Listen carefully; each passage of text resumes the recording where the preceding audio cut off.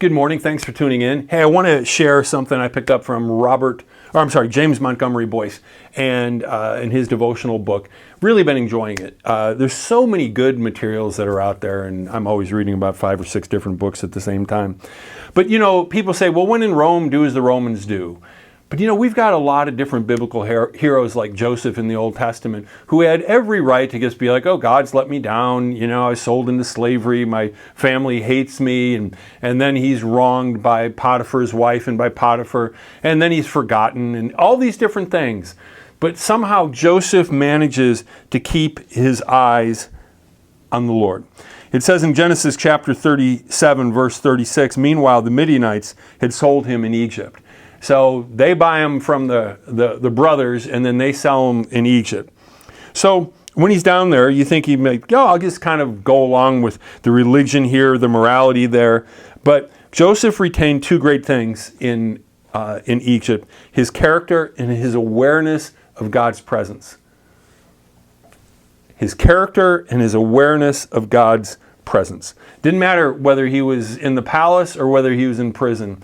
His focus was on God. Just watch. I'm going to share some different verses, okay? And check out how he was constantly aware of God and how he references God. And then the challenge for us is, are we willing to do that? Sure. We acknowledge God when we're sitting in church, when we're watching Words of Hope, when we're reading our Bible. But how about when other things are going on? So in chapter 39, verse 9 of Genesis, when Potiphar's wife propositions him, it's just kind of like, hey, nobody's going to know. He replied, how then can I do this great wickedness and sin against God? When faced with sexual temptation, he thinks about God, something that we all need to do. When Joseph had been thrown into prison and the chief cupbearer and the chief baker of Pharaoh had dreams, they related them to him. And what does he say? Do not interpretations belong to Joseph? No, he says, don't they belong to God? When he appeared before Pharaoh, and Pharaoh asked for an interpretation, what does he say? Once again, he's like, oh yeah, I got this. No, he says, it is not in me. God will give Pharaoh a favorable answer. And when he interpreted the dream, Joseph began by saying, God has revealed to Pharaoh what he is about to do.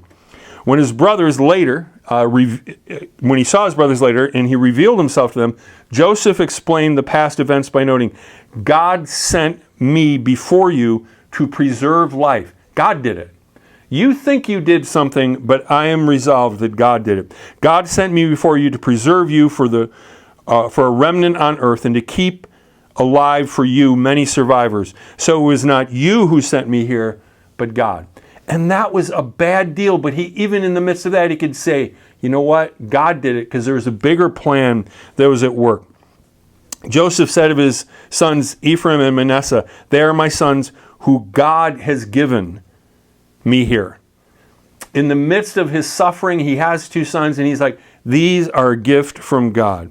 At the very end, Joseph says this to his brothers, do not fear, for am I in the place of God? As for you, you meant evil against me, but God meant it for good, to bring it about that many people could be kept alive. That's from Genesis chapter 50.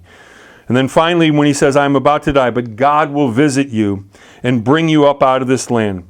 God will surely visit you, and you will carry up my bones from here.